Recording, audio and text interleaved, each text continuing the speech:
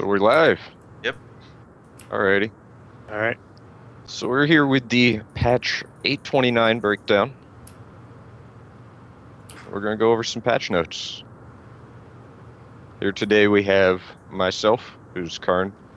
We've got Dormy, Havoc, Phoenix, and Mantic. Hello. And we're going to be going over the patch with you guys. Hello. So, I guess we'll just hop right into it. Unless you guys have any hellos to say. You're all pretty quiet over there. Hola. It's like the whitest Alright. hello ever. Yeah. Correct pronunciation is hola. So, dangerous Spanish Phoenix. Alrighty. So, first up on the list is the tournament changes. Players are no longer asked if they want to forfeit when leaving a tournament they've been eliminated from, or that has already been finished. Attempting to join a tournament now shows you the cost of joining and the rewards for winning. And there's an improved error message when trying to join tournaments that you can't. So, just a couple of cleanups on that. And then we go down to the general changes, unless you guys had anything to say about that. Nope. No. But I heard the message Basic is, what are you basic. doing, dummy? Alright, so just a couple of basic Okay. changes to the tournament. Down to the general. Start of the battle animation as well as the victory and defeat screens have both been spiced up. Not sure what that means, but it sounds interesting at least. The cards being destroyed should no longer leave behind any pink residue. I hadn't noticed that before, but apparently that was a thing. You Phoenix can now will cycle use through pink. multiple. Will that get rid of the pink residue in my bed when I wake up? I don't That's even just want to weird, know. Havoc. We can just leave that out. Damn. Okay. Alright. So you can now cycle through multiple versions of cards while socketing. So that's just a nice little change. Make socketing go by a little quicker, a little more intuitive. Mhm. You now sort your deck by cost in the card manager. Also helping out deck building and all that.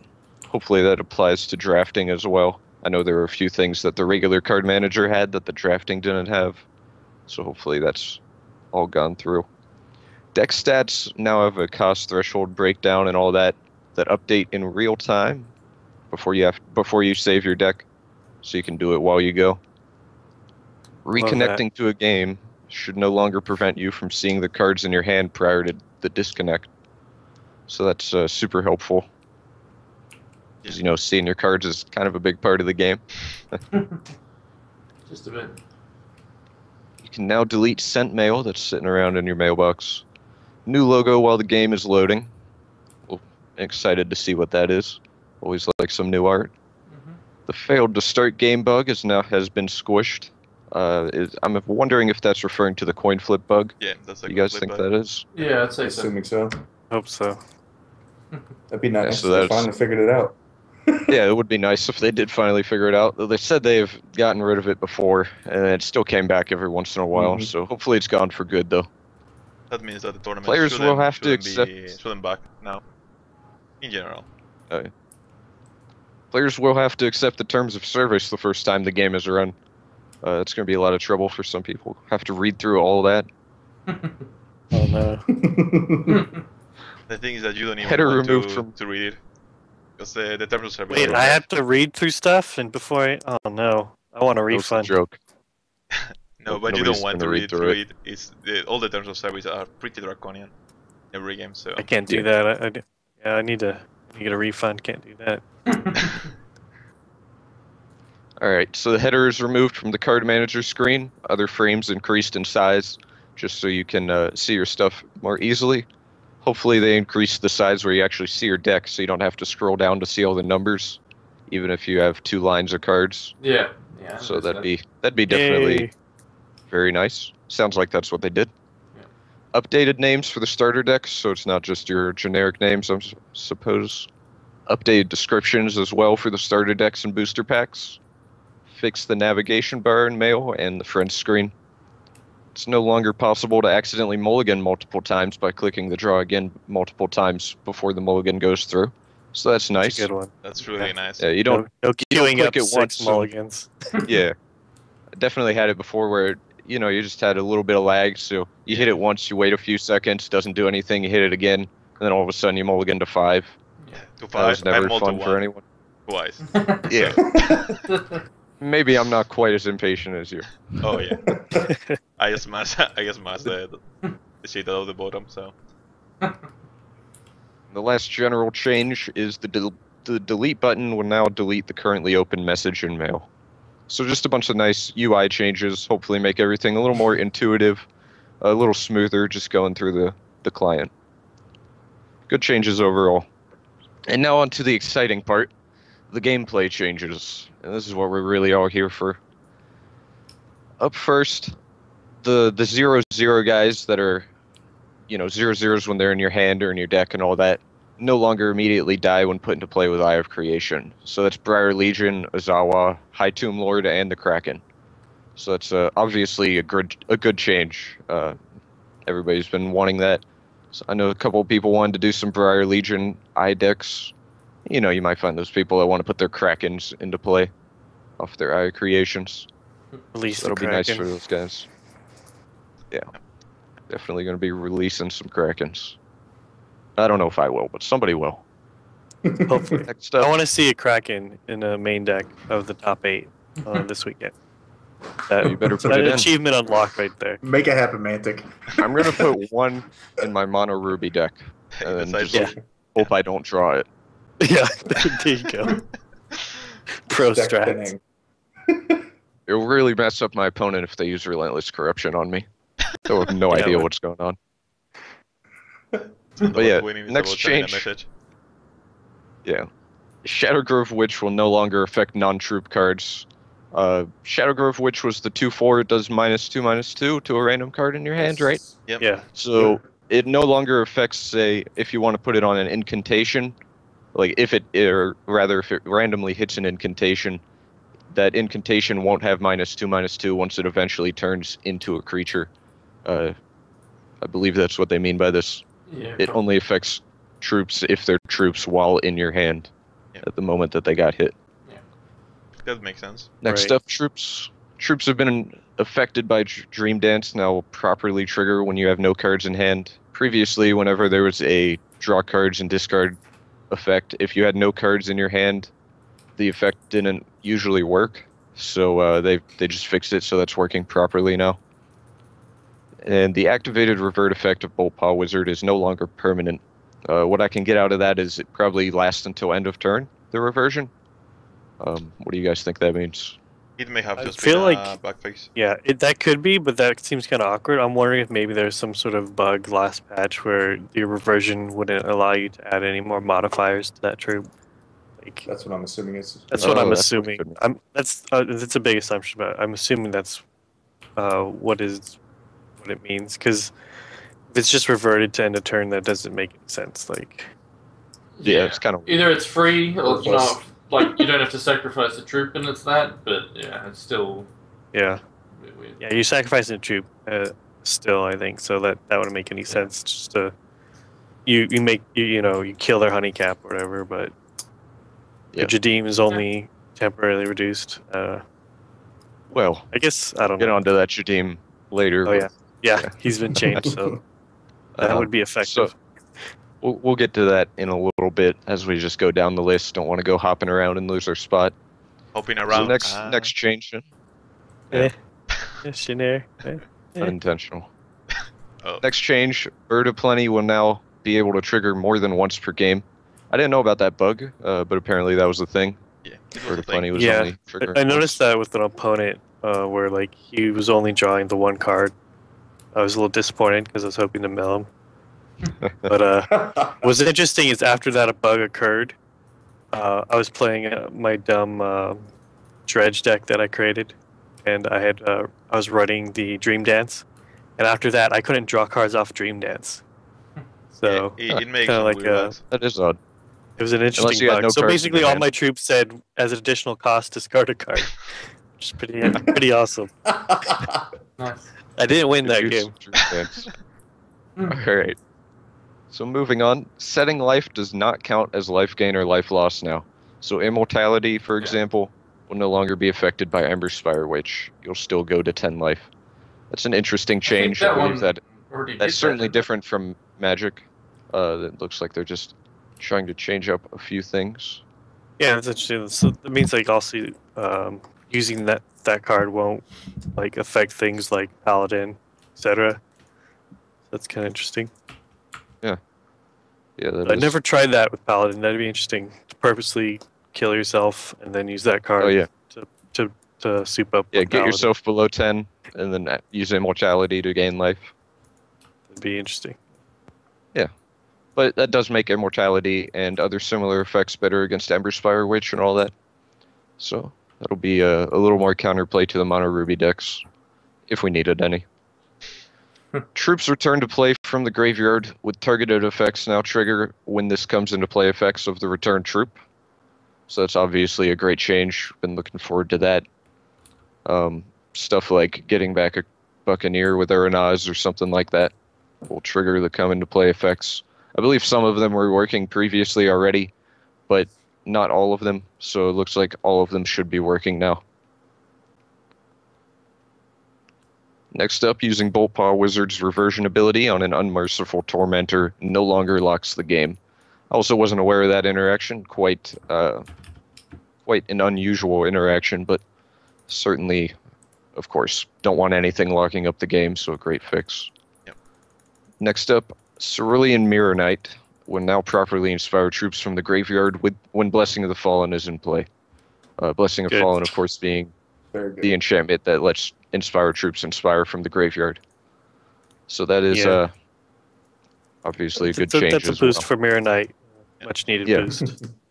I know a lot of people were actually interested in the Sapphire Diamond Inspire deck, but due to that bug, they weren't really being able to give it its full potential. But now I can see a lot more people giving it a shot. Next up, Gas Troll now properly triggers when Ruby cards are played, not resolved.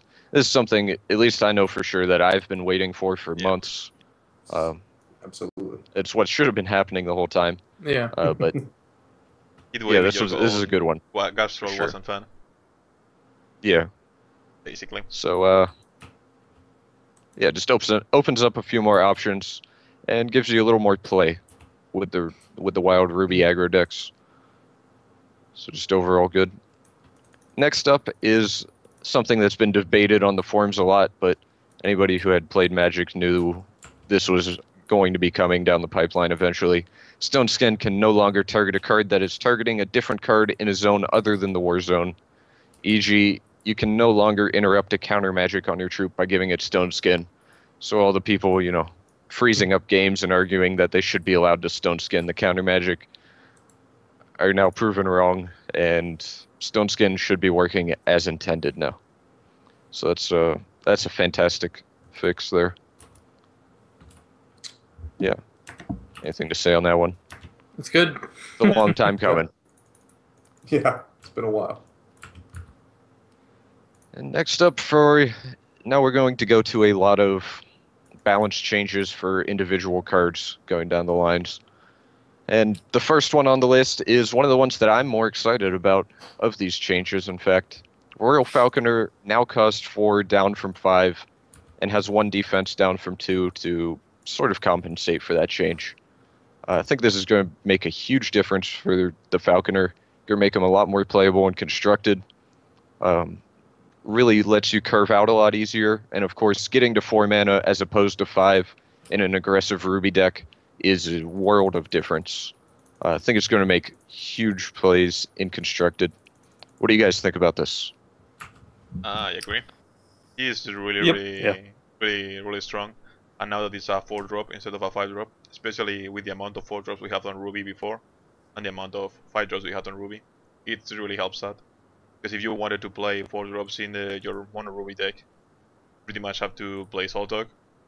But now you can play this guy to finish the card for if you don't want to play Tarask, your mono Ruby aggro deck, for example, and you get some evasion because you get the flyers. And the card is still fantastic if you have some sort of pump. It really can one-shot your opponent. And of course, getting 3 bodies for 1 card is always fantastic, Oh, it was good. especially with Inspire troops. Yeah. One of the things I was gonna say is, Falconer for me, I used it a lot in Inspire based decks. So having him at the 4 cost and dropping on turn 4 is much better. It kind of fixes my curve. Or usually I'd like want to on turn 5 either cast Falconer or Legionnaire because all the Inspire triggers in the deck. So now it kind of opens up that 5-drop slot. So now it's got a much smoother curve.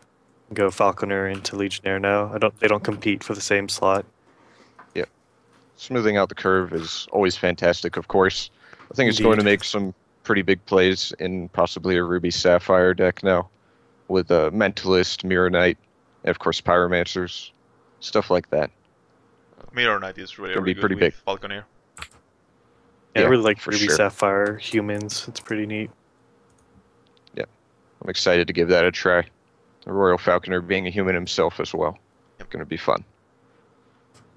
Next up is an interesting change, basically just completely changing Phoenix Guard Scout. Now instead of being a 2/2 flyer for 3, it's a 1/3 flyer for 2, which I think is a really good change. I felt like we had a lot of 3-cost flyers in Sapphire, and it just like made for a really clunky curve in Limited when you're trying to draft like that. And a 1/3 flyer for 2 is certainly very playable. Nothing to be scoffed at. I think it's going to be a good change for Limited. Smooth out some curves once again, and just make the flying Sapphire decks feel a little better, just in general. What do you guys think about that change? We can start off with I'm excited about that. Phoenix. And one of the things I noticed I'm in excited draft about it, was especially for Limited. the Phoenix Guard Scout and the effigy, kind of like the same thing. Yeah. Like it was like basically when seeing the Yeah. 2 cards, you're like, I just take the effigy, right? Because at least it doesn't get murdered. So Yeah. so Always now felt weird. now they're Effigy. actually like different cards. They're not like they're not redundant. So it kind of Yeah. changes things a bit. I think that's a nice change. Well, it Yeah, was Effigy interesting. and in Sapphire and Diamond it was like just the same card as a card that Sapphire and Diamond already had. It was kind of odd, being able to have 2 of the same card but different cards. It's just made for kind of a weird looking deck. You know what I mean? It made it boring, right? Like Yeah, it this was wasn't a little very too much interesting. the same. Yeah. What were you about to say, One thing Andor? I'd like to add about this, if I can. ahead. One thing that's good about the new change to this is it can block the 2/4 Griffin that flies. Yeah. And on the Diamond side of things, which is pretty big Yeah. because that was a beastly troop for Diamond mid game when it got out. So at Yeah. least if you can leave this thing on the board early game, you'll have some defense towards that later on. That's a good point. Yeah, having 3 toughness is pretty high, whether it be on the ground or especially in the air. A lot of these 2 power flyers, of course, Effigy, no longer the Phoenix Guard Scout itself, but having that 3 defense is certainly going to be big game for the more controlling strategies. So, I mean, it's a flying determined zombie. So, What I was going to say is pretty much what Phoenix said, that there are not really many 3-power flyers or more. So it's not that easy to kill, and it also can actually trade Thunderbirds or out-trade Thunderbirds if you block them the first turn they attack. Which is interesting, but more importantly, it doesn't die to 2-power flyers, which is pretty much half of the flying stuff we have, especially in Limited. Yep. Because the 3-power flyers are pretty much in blood. They are the Vampire King, the Vulture, and Yeah. and all the other Or, you stuff. know, giving stuff like Zarlox and Brood Creeper flying with your champion or Yeah. through other means. But yeah, they are not Stuff like that. not vanilla flyers. You have to give them flight. Yeah. Not in any other way to be able to deal with him. Yeah, but overall, pretty solid change. Looking forward to drafting this guy, of course. Definitely going to be a very playable card. Almost always make the cut. Next up, we have another change to a 2-drop, the Shinhair Eulogist, which is the one that gets a +1/+1 permanently as whenever another creature dies. Or was it just the Shinhair dies? Don't Shinhair. remember right Shinhair. now Only Shinhair. off the top. Okay, Shinhair. so it's only Shinhair, and it was a single threshold blood 2-drop. Was before 2/1, now it's a 2/2. I think it's an interesting change. A lot of times, in colors besides, say, Wild or maybe Diamond, you don't really see just plain 2/2s for 2 with upside. A lot of times you got to work for that upside in the form of a minus on defense in the less creature efficient colors. So I think it's pretty interesting that they decided to go ahead and put this up to 2 defense. Of course, it doesn't make a huge difference. Makes it a little better against the stuff like the worker bot decks and all that. But overall, not a huge change. Just an interesting design decision, I think. It was a 2/2 before before the alpha. It was a 2/2, but I guess it was Oh, yeah? too powerful, yeah, and they nerfed to a 2/1.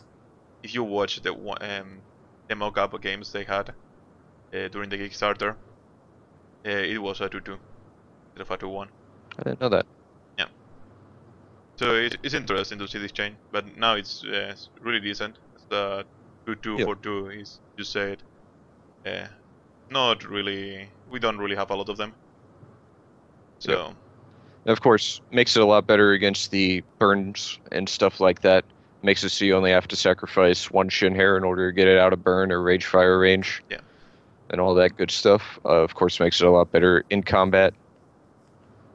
You know, just the general goodness. Next up is another defense buff. Cottontail Ronin, the 0/1 with rage 1 for a single wild. Used to be 0/1, now it's a 0/2. Interesting choice there. Just buffing up the defense side a little bit. I think it'll make this card definitely a lot better. You're not going to be afraid to swing in to your opponent's 1 toughness or 1 power troops in order to start getting up that rage buff on the Cottontail Ronin to be able to trade later on. So I think I'm it'll wondering if you'll definitely see play. I think it'll definitely see some play in limited. Not sure about Mhm. constructed. We'll see what types Yeah, of decks want but- this effect. But I think feel it like a will lot of definitely- these changes are geared towards limited. Yeah, Yeah. of course.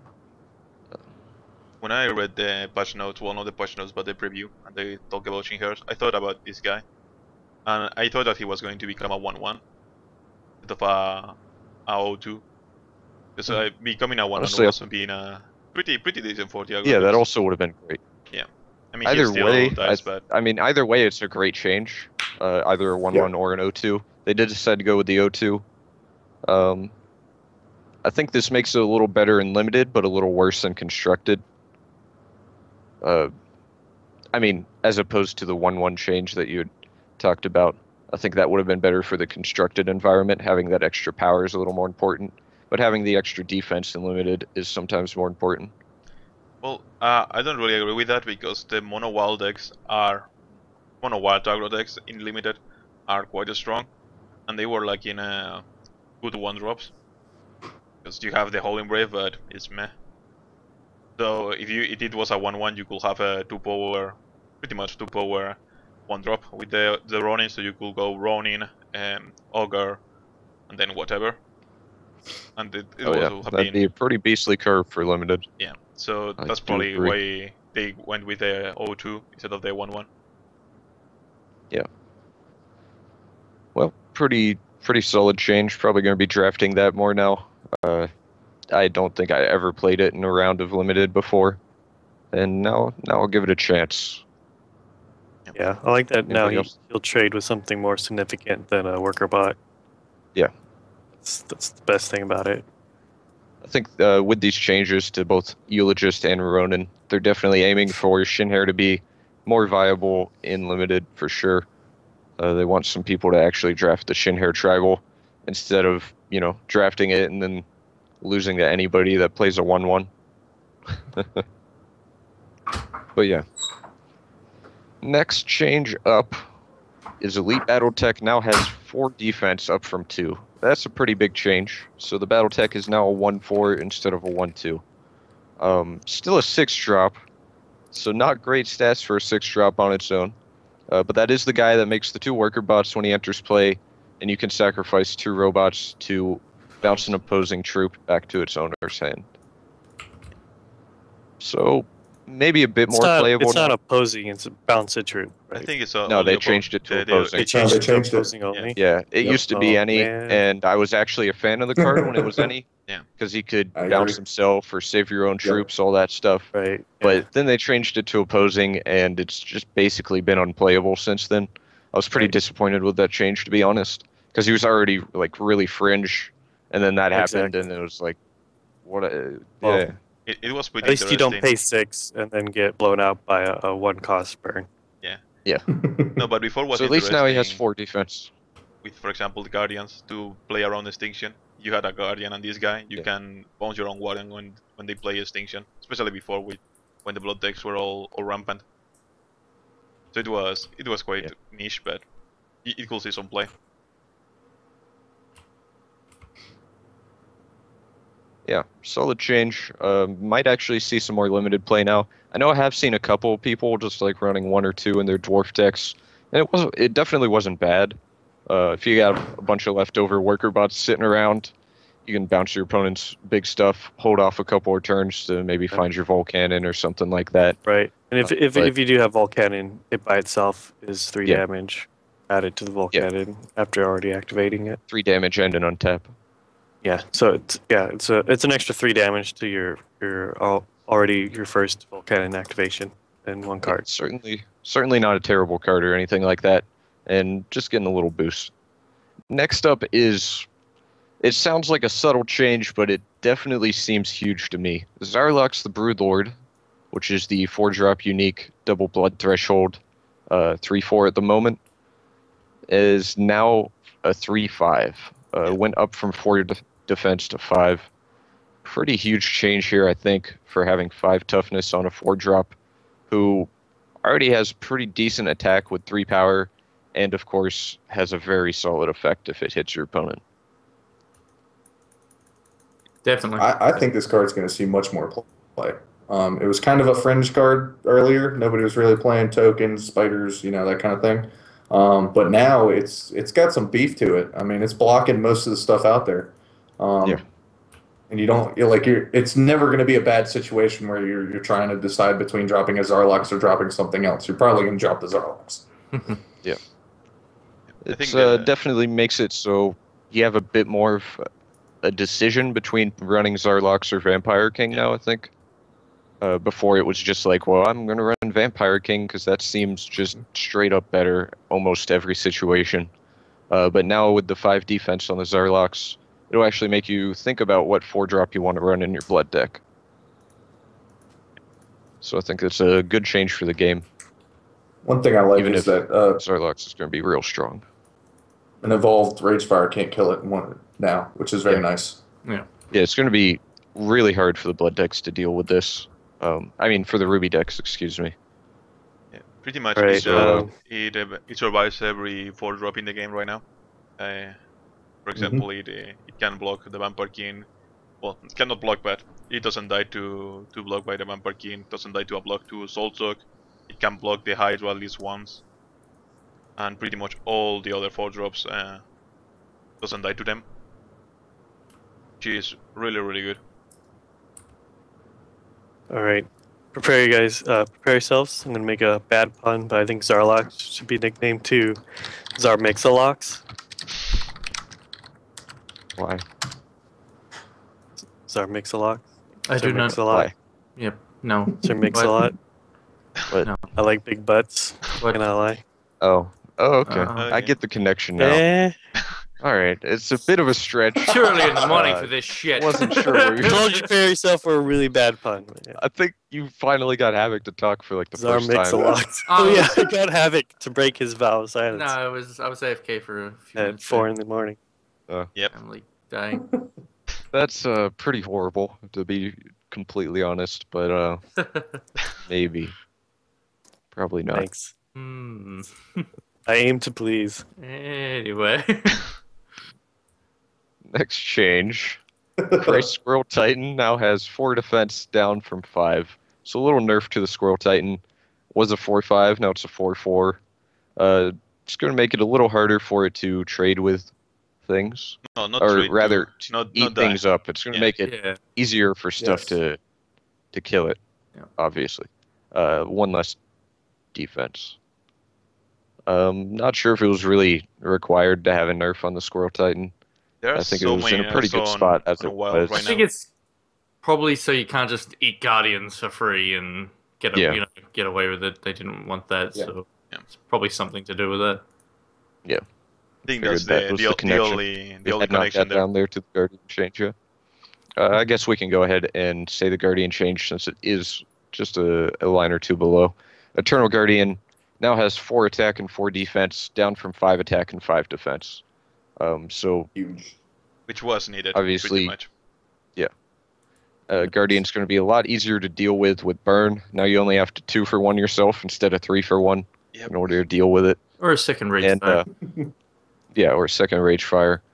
Also, the minus in attack actually makes it so, if you have your Guardian out, it's going to take 5 turns to beat him down instead of 4 if you're going for that route. So obviously taking a turn off that clock. It doesn't And yeah, block stuff like Argos anymore. Like, you can actually trade with them. Not that they will attack with it into your Guardian, yeah, but not like you're really blocking with your Guardian before anyway. yeah, no, but the thing is that it could have you could potentially block a stuff if you wanted to, or you really needed to. But yeah. Certainly makes it harder for the Guardian to attack and easier to remove with stuff like Ruby removal. I think this So is solid what- change, I think. my only post on the IO creation deck that Havoc make was that I think that one of the main issues was Guardian. If you cannot beat Guardian in your deck, or have a way to remove it, or at least for 1 turn, it was really hard to beat the AI decks because they pretty much run 4, just because this card looks up so many decks. So making it more open to removal, especially with the Squirrel Titans, and as you said, double Rage Fire, well, not double Rage Fire, double Burn and stuff, it's quite good. It actually made the AI mirror match not as obnoxious as before, because not being able to hit it with a Squirrel Titan makes you could only deal it with Argos or Chaos Gear or stuff like that, or double Squirrel Titan, which was really pretty Really much hard to get 2 yeah. Squirrel Titans in 1 turn, especially if you're only running like 3 in the deck. Yeah. Yeah, flip them both over with an eye, or have 12 mana and have both in hand. Yeah, or you have So I a actually Root ran into Dancer. that Pretty much nothing situation. happen. Yeah, it was really hard. So it was really obnoxious when the mirror match. Yeah. So this also helps to the mirror certainly match with the the worst part. Yeah. Yeah. And the little one that we missed in between the Squirrel Titan and the Guardian, Chimera Guard Outrider, has been returned to its 4 toughness, up from 3. I will play Never him really now understood again. why they nerfed that down to an 0-3. Now he's going to be playable again in Limited. Yeah. He was absolutely not playable as an 0-3. Now he's an 0-4. And, of course, whenever he attacks, he gets plus attack equal to his defense until end of turn. So it'll be a 4-4 on the attack for 4. Probably going to be pretty draftable. He's really good. I played him a lot on Seal when he was an 0-4. But when he got reduced to an 0-3, I just couldn't bring myself to play him anymore. Yeah. But yeah, this guy I with really Flight is didn't understand that really change. Yeah. Next up on the list is actually a pretty big change as well. Yurig the Robomancer now has 2 attack and 3 defense, up from 1 attack and 2 defense. Yurig being the unique 4-drop Sapphire Dwarf that can create worker bots, or upgrade worker bots to warbots, or upgrade warbots to warhawks. This is going to make him a lot better. Obviously, he can now live through burn and level 1 rage fires, live through heat wave, all that stuff. Going to provide the dwarf deck with a lot more resiliency, and really going to be a pain in the ass for Ruby. Yep. So I think That almost could be- always happened when I dropped a Yurig, is it got burned immediately. Yeah, he would just go straight down. There was no saving him ever. I think this might actually be enough to make him constructed playable. Like, he was already pretty good in draft. Like, if they didn't have a removal for him pretty much right away, he could start taking control of the game. Now it's going to be even easier to do that in draft since the Ruby removal is not going to work on him. And he's going to be a lot more resilient to the common removal like burn and heat wave in constructed. So I think he could definitely put up a good fight in dwarves. Obviously, going to be a good way to come back or stay ahead from heat waves in constructed, which are pretty popular with the Ruby based control decks, or even control decks splashing Ruby. So I think it's I'm not too sure if I like the change, because it could be pretty hard on Ruby aggro, but it's definitely going to help out Dwarves a lot. What do you guys think about it? I think it's really interesting.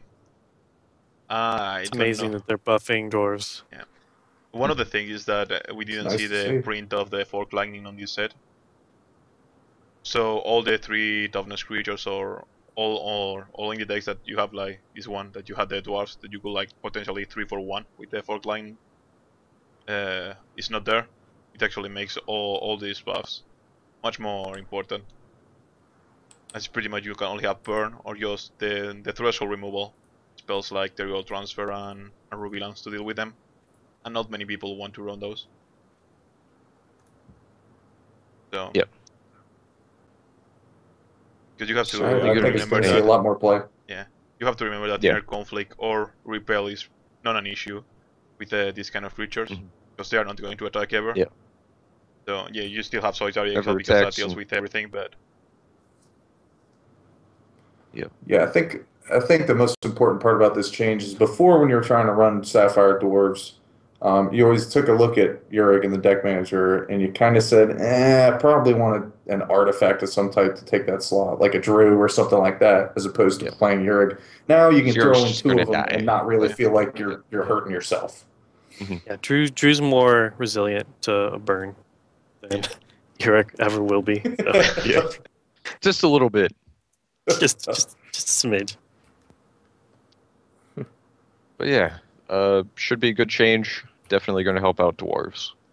Next up on the list, Sadistic Castigator now has 4 attack up from 3. So he's a 4/4 flyer for 6 instead of a 3/4.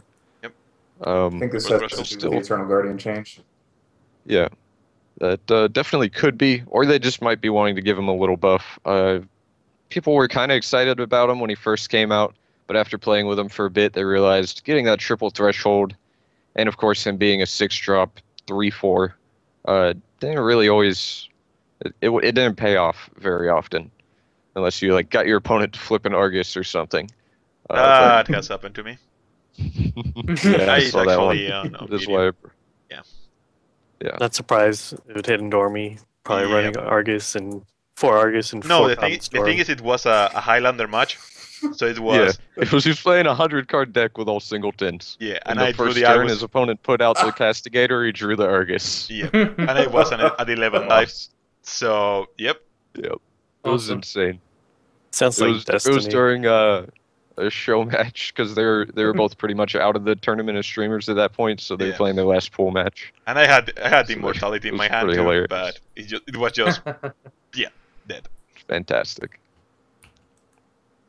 No, it was Really versus dumb. Infamous Neo was against Cyrus. Yeah. But yeah, But yeah, that happened.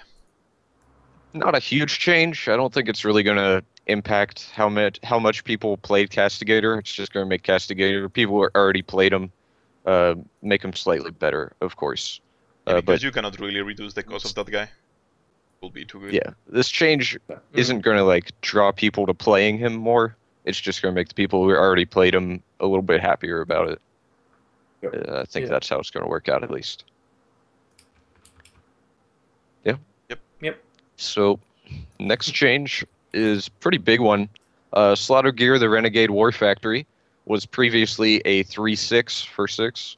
Now it's a 5/6 for 6. Oh, jeez. And of course, its ability, 3 colorless, exhaust an untapped artifact you control and turn it into a Warhawk. It was already a monster in limited. That's Yeah. boy. It was already a limited monster, and it saw some fringe play in Constructed. Yep. But now I think it's actually going to be a pretty big player and finisher in the artifact decks in Constructed, and obviously I just agree. going to be Yeah. devastating in limited. Yeah. There's a lot will of times- confess- go ahead. I was going to say there's a lot of times in limited where you're even going to want to run this guy now, even if you only have like a handful of artifacts in your deck, be it Sapper's Charges and Bottles. Maybe you want to throw like an Ivory Pawn in because you have this guy now. Ivory Pawn. And you're You sure? you're going to be okay with a 5/6 for 6 that's colorless. and Is- and has the- did you hear what you said aloud? It's somewhat a joke, okay? So But you're gonna be really happy with a 5/6 for 6 that's colorless and limited, and has the potential just to make random artifacts that you have, even like one drop artifacts or anything like that, and just turn them into 5/5s out of nowhere with Crush. It's going to be super powerful and limited if it wasn't already great. It was And- already. Yeah, it was already great. Now it's just going to be amazing. And constructed, it's going to finally see some play, I think. Yeah, I will confess that I actually tried to make it work on the Bull Cannon control decks, with only playing stuff like the Worker Bot and stuff like that. Try to make them Warhawks just like as a one-off, but it really didn't pay off. But now it's quite interesting because now it doesn't die to Murder because of the change some patches ago, and a 5/6 that doesn't die to Murder, quite interesting. It also Yeah, it's pretty big. yeah. I mean, yeah, the only way that you're really going to remove it is with extinctions or exiles Yeah, or the or a third rage fire. yeah, it's quite big. Also, I was just going to say a funny little note. It's one of the only things that can actually kill his Arlocks in combat now. True. Yeah, true. Not that that interaction is going to come up super often with 2 rares, one of them being unique, but yeah. So, any other thoughts on that change, or shall we move on to the next card as well? I'm excited about Slaughter Gear. I've tried to make them work in Dwarf decks way back when Dwarf decks were still kind of floating around. But with the changes to Yurig and a couple of the other changes that are going on, plus Mimic changing, Slaughter Gear, having 2 Slaughter Gears on board sounds awesome to me. Yeah. Especially with a Yurik to back them up. Like that's I don't know if you ever need lot more than factor one. right there. Yeah, especially because it's unique. One thing you'll want to be careful of is like what Indomi mentioned, where he tried to build a deck around it. You don't want to build too much around it No. with a lot of just like little dudes, because then you'll be very Yeah. reliant on actually drawing the card. Otherwise, you'll just die. So be Especially if you're careful going to be with that running one. those cards already, like Sapper's Charge and Well, Bottle yeah, Fight yeah. Day and all that. There's the fine, but you don't want to go like Ivory Pawns, like you mentioned, and all Hey, that sort hey. of silly stuff. Hey. Because then, yeah, if you don't get the Slaughter Gear, you're dead in the water. No, Yeah, but I think this change is actually going to make Slaughter Gear, like, Oh, people are just going to want to run it in any color deck Yeah. in Limited now, rather than just Dwarf Artifact deck. Oh, for Like, sure. they're just going to pick up, like, again, the Sapper's Charges, the Bottle Vitaes. Maybe they're going to run Secret Lab now. Especially if you're in in their main Sapphire, you can always get the Yeah. Worker Bot Champion, so you'll Yeah. always have Yeah. something you can use it on. I can potentially I see think it pretty as much a, as a everyone's one. Well, Not to I'll mention, pick it up now. it's still pretty decent, even if you don't have anything to transform. That's the thing that is now. It's good by its own, so it can Yeah, actually see exactly. more constructed play. Because the same as you could have the one of Bull Cannon in the Diamonds Sapphire, just play lane with a Worker Bot. You can now actually have one of these and just make your Worker Bot a 5/5 because it's still a really good win condition. 5/5 that doesn't die to Murder and have Crush. It Yeah. really can win the game by its own.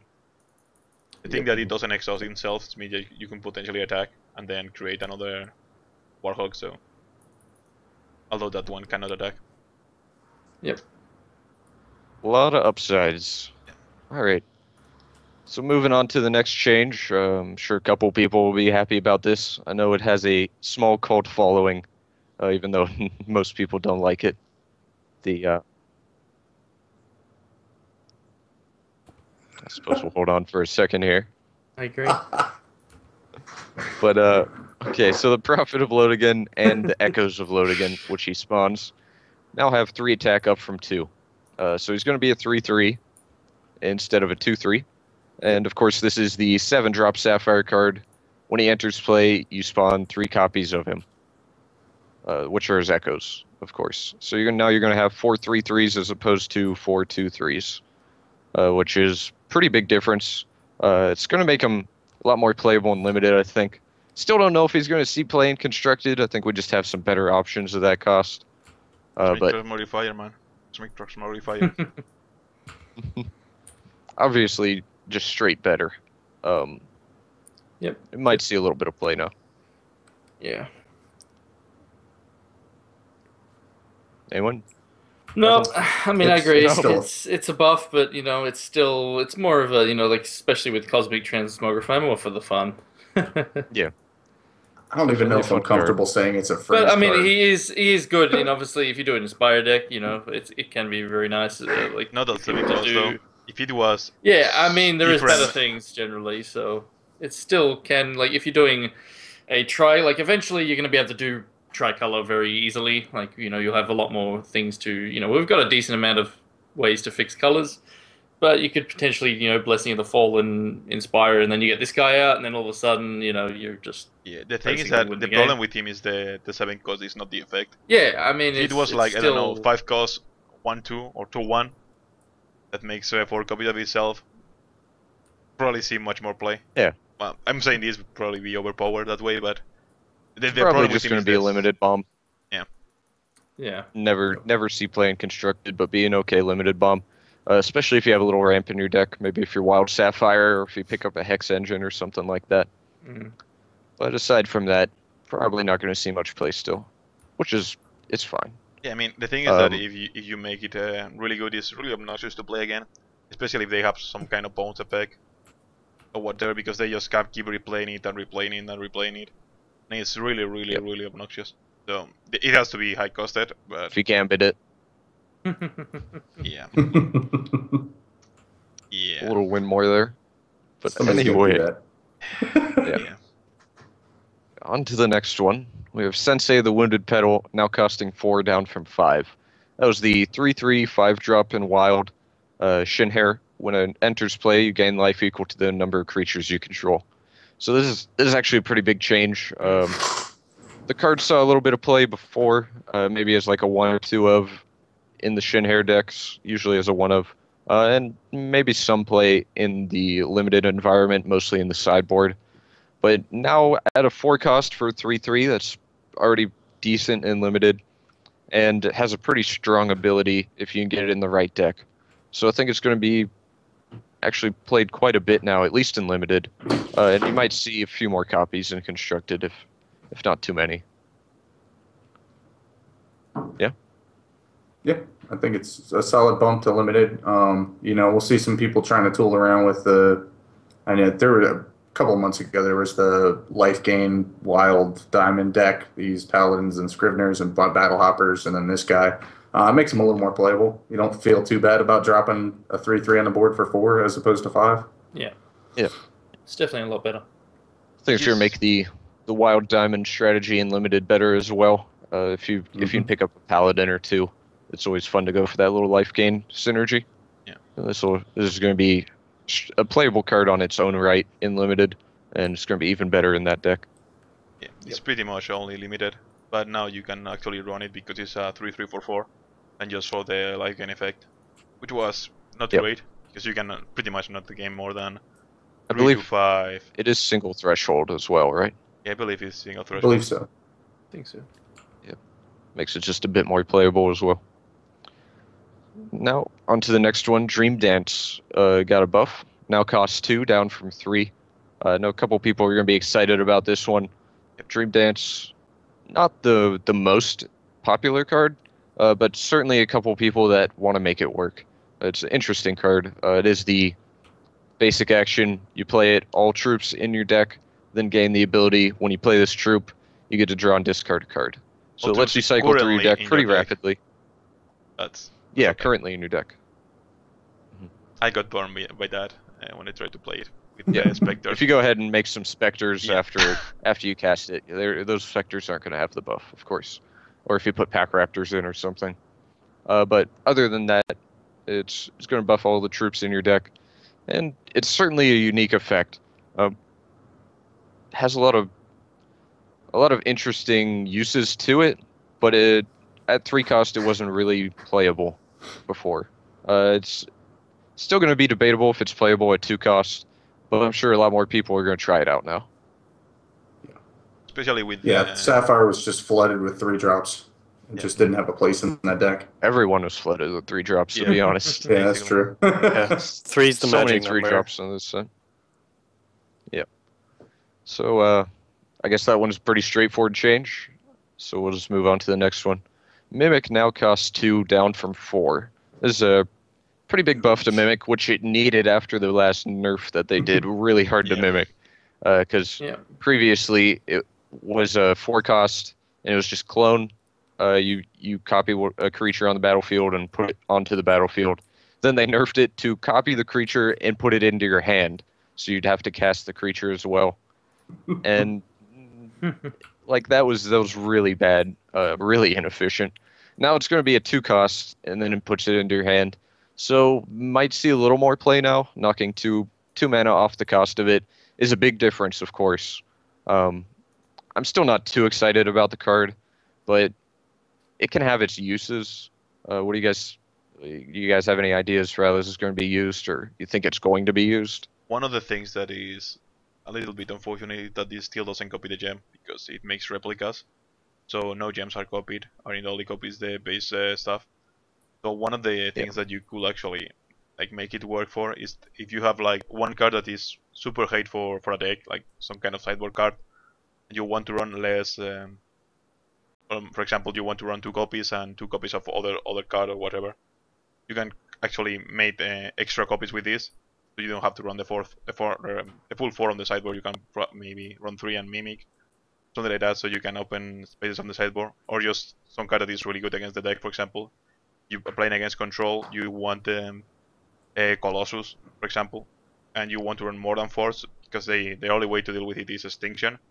If you have more than 4, so eventually you will get them with it because they only have 4, and you can potentially have more than 4. So Yeah, I think the really, most really important way that they're rich play. trying to make this card. Yeah. I think what they're trying to do with this card, I think, is to try and allow you to get multiple of the same unique on the battlefield correctly. And then obviously with only one set out, there's not many that's utilized really well with. But I think in future sets, Mimic's going to be a more played card. I think set 1 it's going to be kind of fringy play. Maybe, like do that on Garrick, do that on Slaughter Gear kind of a thing is possible. Other than that, not really seeing much interaction that's going to be worth you playing Mimic over something else. Yep. Might be decent and limited, of course. Yeah. Especially with this Cool cost 'cause reduction. you can take their creature essentially and play it. If they which is play out nice. their bomb, you can mimic it and then cast that bomb for yourself. I mean, and Or just a good at least value right now, creature. you don't hate yourself if you play it in your deck. It's actually okay. So you can actually play I it. like it in dwarves too. Both Mimic and Gambit are really nice. Now that they make Yep. replicas in dwarf decks, you can do some fun stuff with that. And in my opinion, like if you can find some really nice utility creatures that are on the lower end of the curve, that's like that works best with Mimic.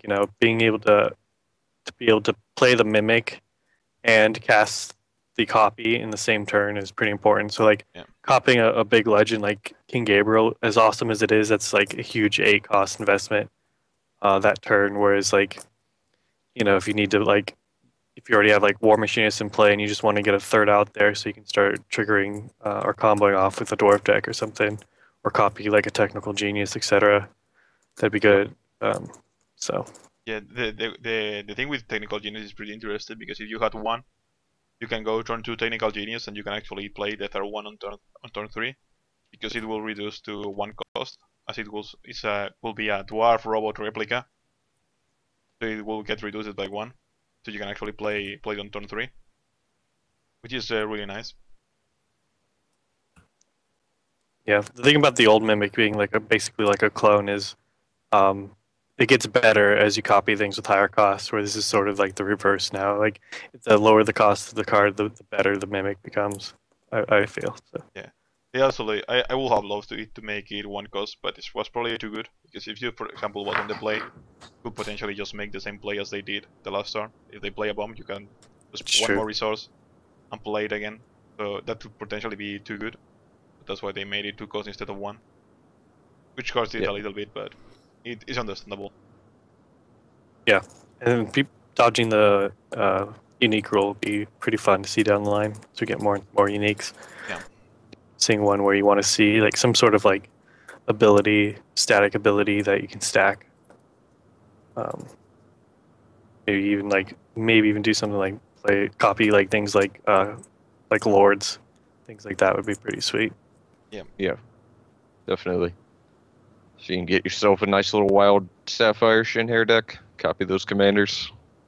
But I was A little when I was something playing going around on. with Shinhair, even though I mean it's not tier 1 or anything, but like I noticed like having that's the double copies of the Spring Litter troop out is like ridiculous Oh, out yeah. of acceleration. Yeah. So Definitely. like it actually occurred to me, I was like, if I was I was running the Wild Diamond because Oath is pretty sick.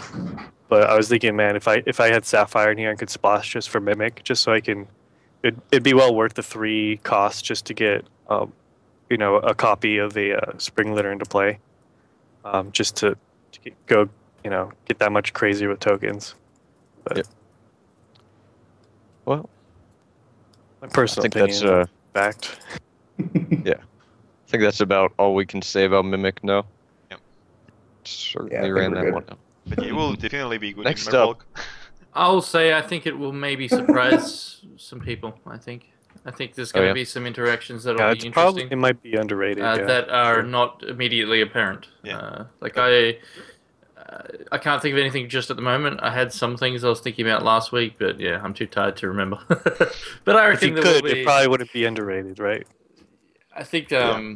I think there will be some surprises. That's all I have to say. Yeah. Next up on the list, Hideous Conversion now cost 2 down from 3. I know this was a card that a lot of people like playing around with. I know I certainly did as well. It's not only a sacrifice outlet to allow you to do some things with certain troops, but also ramps you up, gives you some temporary mana, can do things like, sacrifice a ton of Shinhair and life siphon your opponent out, stuff like that. Or just, use it as a sacrifice engine, make your Eula just big, all sorts of stuff like that. I think this is a pretty big change because those decks wanted that earlier ramp, and having that 3 mana was kind of a big slowdown in the deck. But down at 2, I think it's going to be a lot better now.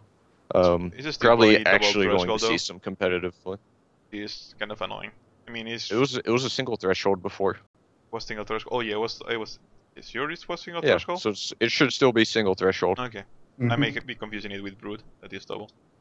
It also got reduced a couple of patches ago. So Never mind. yeah, I think this might actually see some competitive play now. It already had a few fringe cases where it was almost seeing some competitive play. It definitely has some hilarious draws to where you just straight up win sometimes. This is just going to make it even better. So, and you guys going to be playing this Hideous Conversion now that it's 2 instead of 3? I know Pretty someone that is most going likely. Hmm. I guarantee there's going to be a lot of testing this week about it. Yeah. Yeah. I just Certainly gonna give it a shot. I've always liked the card, and I think we even talked about it before how it we needed a sack outlet at the 2-drop spot, and lo and behold, we get it. But instead of being the ritualist, it's the conversion. So it's interesting, and yeah, definitely, and just being able to like tap out and still have invisible resources available to you to play a Yeah. counterspell or something. Just catch someone off guard. It's pretty crazy. Yeah, and of course Yeah. that's another thing. Just having a sacrifice outlet at 2 cost has always been really important with any deck that wants to have a sacrifice outlet.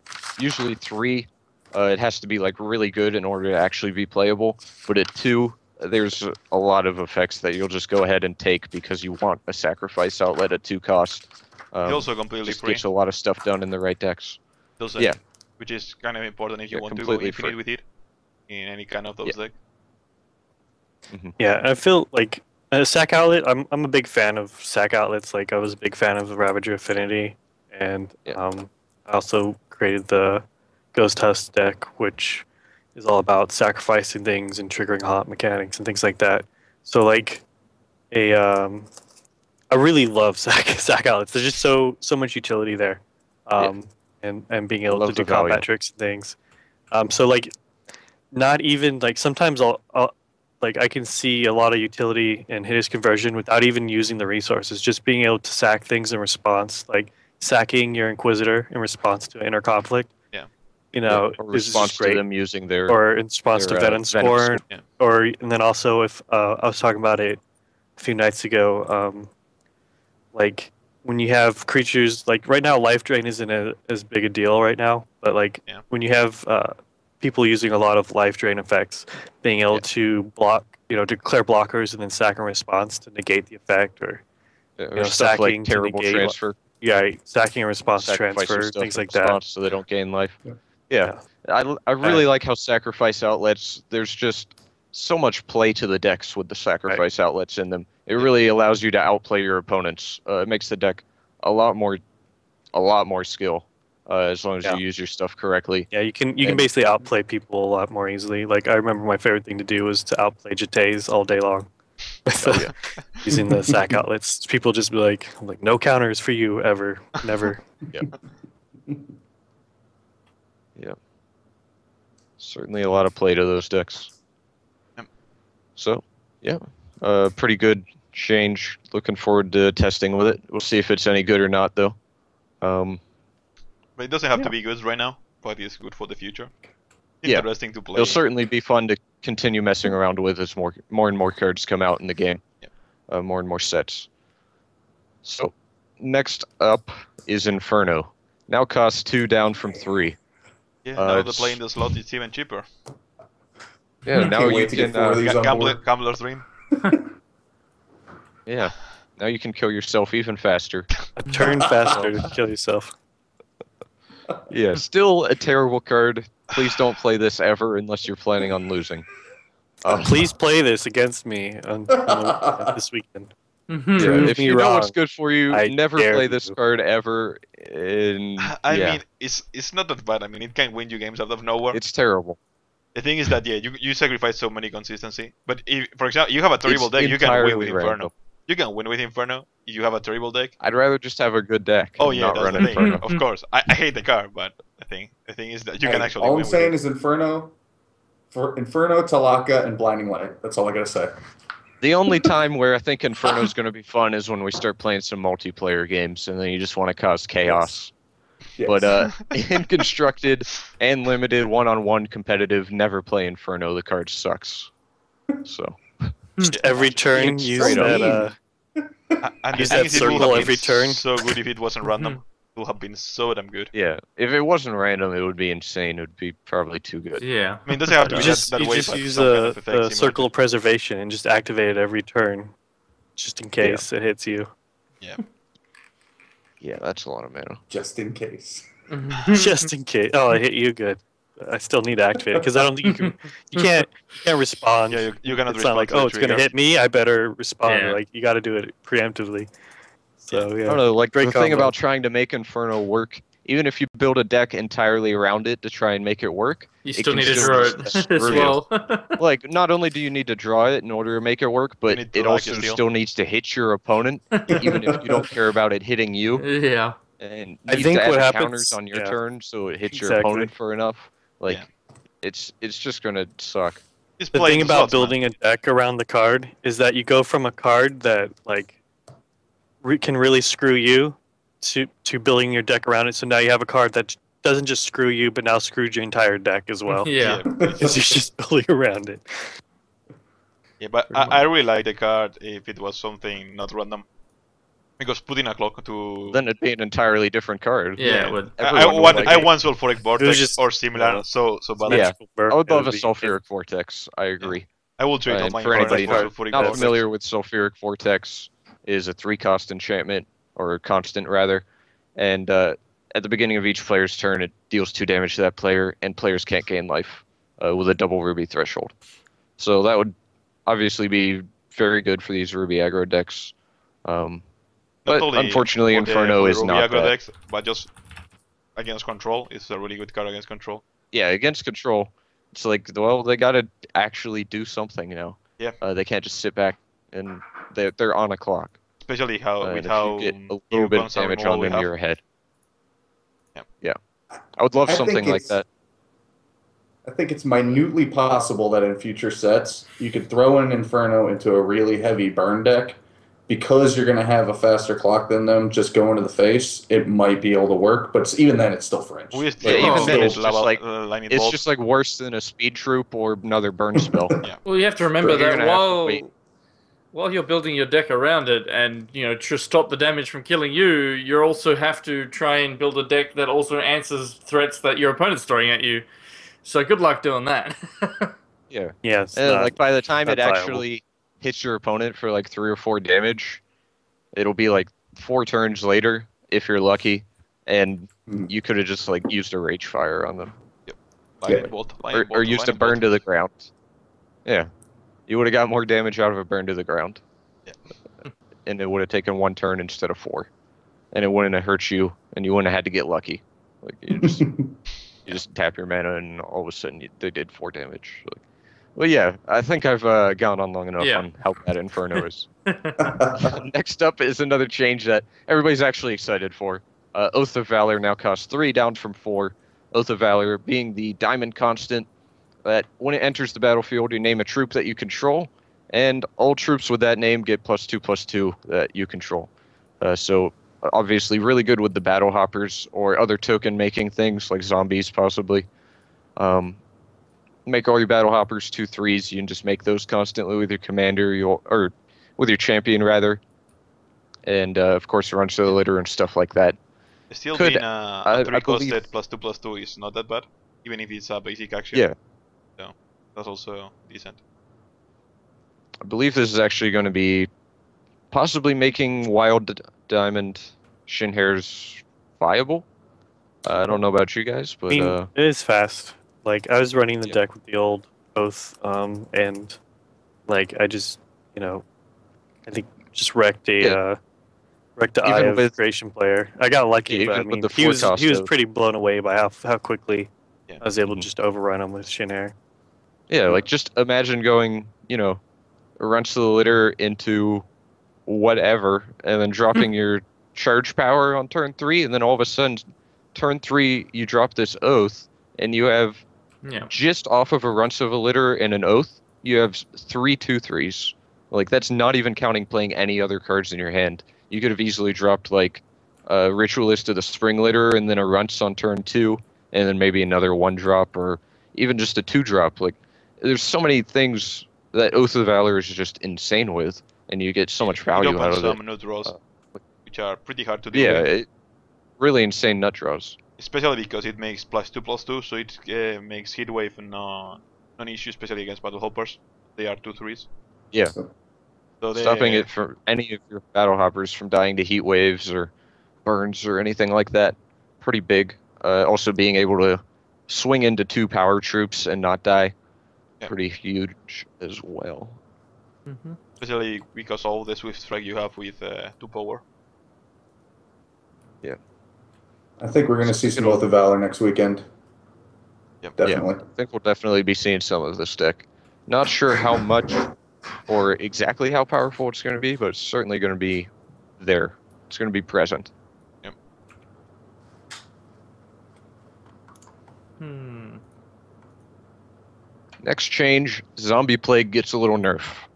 Now costs 3 up from 2. I think I'm fine with this change. Zombie Plague was really rough to play against with a lot of creature decks, made for just some really unfun games. Like there's just nothing you could do about it if your opponent got a little bit lucky with some flips in the first turn or 2 after the Plague came down. Yeah.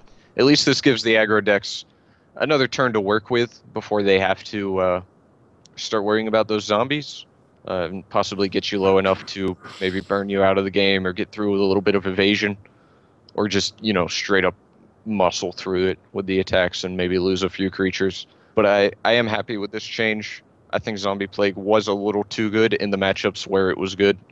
Obviously, this isn't going to change much in the control matchups or the Eye of Creation matchups where Zombie Plague already wasn't very good to begin with. So, yeah. Yeah, it was really You guys fun happy to with play this against. change? Yeah, and fun to play against, especially Yeah. with some kind of decks. So, and building your deck around. Especially teams if they of were it, on like the play. trophies. Yeah, especially if they were on the play. Yeah, if they're on the play, like, they already have 1 or 2 zombies out before you even get to untap with your 2 power creatures. Yeah, Like, it's It's insane. Yeah, Like, like the possibility of getting two twos for free every yeah, turn, on turn without 3. even not counting anything you actually cast. Yeah. You know, just pretty ridiculous. So still a powerful card. Still going to see play against those aggro decks, but now it's just not going to push them out and just make them want to cry and quit the game. So, and then to go along with that zombie plague nerf, they also, it's odd how this is a nerf, but But the it cost is. Yeah. in the tokens didn't really matter already. Yeah. But their cost on the token, the zombie tokens, is now down to 2 from 3, so they don't get inspired by stuff like Alexander or Mentalist or whatever it was, Victoria. Phoenix Guard Trainer, anything that's 3 cost. It doesn't Yeah. get inspired by now. So just a little bit of a nerf to the zombie tokens. Not sure how often that actually came up, but it is relevant. It certainly did come up sometimes. I had some strange brews going. Yeah. Yeah. Zombies and Corrupted Afterlife. But Blessing of I the think this Fallen and is- stuff. Definitely a healthy change for the game. Happy they did that. Following this zombie plague change, we have Circle of Preservation also gets a nerf, up to 3 from 2. I actually never saw anybody cast this card. Didn't Nope. see it play at all. I played against it on the last tournament. But I did read the notes, and apparently CZ said that it was a little too good, and they didn't want it happening. I don't think So they said they- too good. I they think there put was the cost. unfun to play against. Oh, Some- unfun to something- play against. Yeah. Yeah, something like. I mean, of not that are healthy people for the playing this a lot in like limited and like drafts and things where they just kind of sit there on a circle? Because I think Yeah. in limited, that's where you're probably likely to see a win condition is just a single troop, right? Like a one bomb, and then you can basically stabilize pretty easily, especially Yeah, since buy like, yourself a the bunch of game turns goes with late. this. You've built up a pretty nice amount of resources. You can probably give yourself an extra 4 turns, which is significant. And So of that's course, they probably didn't want to nerf this into the ground. They still liked their initial design and such, but basically by upping the cost by 1, it's just going to be 1 turn behind whatever it was right now for the rest of the game. I liked it much So- better the old version that didn't make it live. It was much more interesting to play. This is so Yeah. because you have to use the resources preemptively playing it, and before you Mm-hmm. instead of making it impose it to your hand and get cost +1, Yeah. actually it was the effect that got cost +1 and it didn't get bones. So it was 0, 1, 2 for the activation, so you will still keep it on play. You can do some mind games with it, but They probably ended up figuring out that was that a was little too annoying to too- play against. too annoying to play against, so Basically. they changed it to what it is now. Yeah. Which I think is fine. Yeah, it's fine. Obviously, you don't want too many things in the game that just make you hate playing the game. So probably a good change for the game overall. Next up is a nerf that a lot of people have been talking about for months as well. Zentoth's Inquisitor now costs 4 up from 3. I'm not really sure this nerf was needed since they changed the Ruby gem and gave the other colors a lot more tools to either deal with or ignore Zentoth's Inquisitor. But they decided to end it up and still go ahead for the nerf right now, probably in anticipation of putting in some better major gems Yeah. in the future. They just I don't want think- the Inquisitor to be too good. I think it was Down the to do with it's still a very good value card, and Yeah. then when you've got the ability to just keep getting like the recursion gem, so you keep getting your troops back. So they have to if they're not dealing with your Inquisitor permanently, you're eventually going to get stuff back, Yeah. and that Oh man, that's that was more such value. a pain Is that playing against good? the Inquisitor with the also- Gravedigger gem. That any good? Dude, it's like if you block the Inquisitor, they're gonna get the Inquisitor back. But if you don't block the Inquisitor, they're gonna get something back out of the graveyard. Yeah, and Yeah, then there's it's just also the fact that worst. the -3 damage on your troop is, going to basically negate Yeah. a lot of things. So that also, again, more value. It's going to deal with like your Vampire Kings. I had that happen to me, Yeah, so and it's while it may not be killing them like the Ruby Gem used to. Even though the Ruby Gem wouldn't have killed something like a Vampire King, that basically was getting rid of it. It's sure they still got a blocker, but Yeah, they it's got an O still for it really now. good value, and yeah. So I'm not too surprised. yeah, Yeah, like Inquisitor's they're- gonna One thing I'd like see to play, note- for sure. I was gonna say the gem changes I really liked because it made the Inquisitor combo as removal. It's now only a defensive removal. It's not like offensive. You can't clear away blockers anymore. But it's also pretty powerful because when you're playing Inquisitor, you're probably playing control, so you're looking to stabilize. And so basically, that's all you really need is to just kind of hold off and their troops and reduce the amount of damage you're taking in. And it's also now all in one color, so you don't have to worry about always including ruby blood like we saw before. Like now you actually have like room to like stretch out in different colors and splash different combos. So One of the things that Yeah. I think Yeah. this change is making, especially for set 1, is that you cannot go longer Inquisitor turn 3, Extinction turn 4, and then replay the Inquisitor on turn 5 again. Which was really annoying to play against. Yeah, Because that was the- absolutely brutal turn Yeah. of events. So that actually makes it impossible due to the increased cost, as it says the cost of with extinction. So I think that's a good thing, a good stuff to remove. Because it was really, Certainly. really annoying to play against. Yeah. I don't think it'll be too Yeah. much of a hit. Yeah, for any it fans will- of it will Zentoth's Inquisitor, definitely don't be worried. This Yeah, is it's still going to still see really lots good. of play. Still a fantastic card. Absolutely nothing wrong with playing this guy. Still fantastic in the right decks. He's just not going to be everywhere now. And even if he does still show up in the tons, he's going to be easier to deal with. He was also Which is mostly good, a 'cause he 4-drop was in insane. many cases. So Alrighty. Next up, a small buff to Induction Coil. Pretty sure it's still not going to change his playability at all. It's going to go from like not playable at all to not playable at all. not on this Uh, set. We may see The activation cost Not in this set. of not in this set. yeah, not in this set. or Might not on see some previous. I didn't stuff that say- makes it. I didn't say a makes it better in goddamn the thing. future. Shut your mouth, Dory. Well, I mean, we're going to be seeing more champions in the future, of course. Yeah, I think And- I feel like this card's gonna be seeing play in set 2 for sure. Yeah. Right Right now, now, I be don't some think- interesting things. Mechanics. Yeah, right now I don't think it's quite worth it to play this card. Obviously, for anybody who doesn't know, the Induction Coil, I'm sure a lot of people don't know since the Induction Coil is not played ever. The It's a 3-cost artifact. It's colorless, of course, with a 3-cost and tap it activation. Now it's down to a 2-cost and tap it activation, and you gain a charge power for your champion. So slightly more playable, still going to be not playable, I think, but maybe it'll be a little bit better. I know a couple people were running it in limited with like Farney. Not only is it the artifact to activate Farney, but also activates Farney more often. Yeah. So like That's you have some interesting. cute little interactions, but they're still pretty slow overall, Yeah, it and seems takes up a lot of mana slow. every turn. So I think Induction Coil wins the award for most last picks in limited, oh yeah, probably. isn't it a rare too? Yeah, it's a rare. I think so, yeah. Yeah, More than- that's- more than that's just Reward the boggles Faithful? My mind.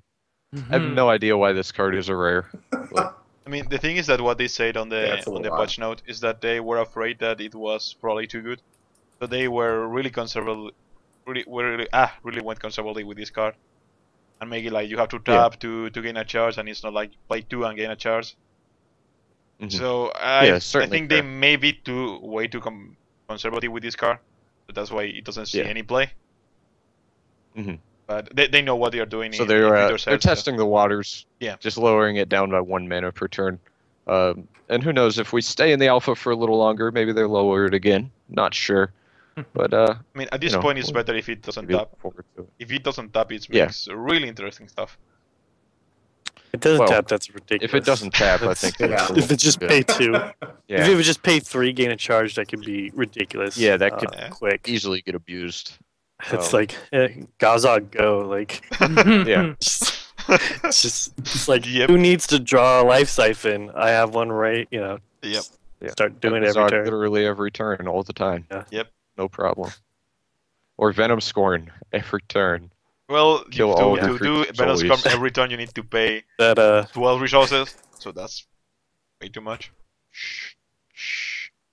yeah that Wrathwood Colossus Makes is sense. going down eventually. Getting it. That Van's I don't going care to if it goes back to your hand. bring it back. It's 0-0. All right. So yeah, obviously, slight change to induction coil. Not going to change a whole lot. But next up on the list, Concubunny has been moved from uncommon to common rarity, and is down to a 2-cost from 3. So a little buff to Concubunny, and they're going to try and push the Shin Hairs even a little more in limited to go along with the earlier buffs to Shin Hairs that we saw with Sensei, Eulogist, and Cottontail Ronin. Still not exactly sure how much I like the Concubunny. It's definitely can be powerful, but it's certainly slow. Yep. So I feel like I turn suppose- 2, it's perfect. Like, it's fast enough. Yeah. Like, it's acceptable. maybe it's fast turn enough 3, on turn 2. Turn 3, it was Not always much. too slow. I never liked it as a 3-drop. But as turn 2, debatably going to be good enough to play now.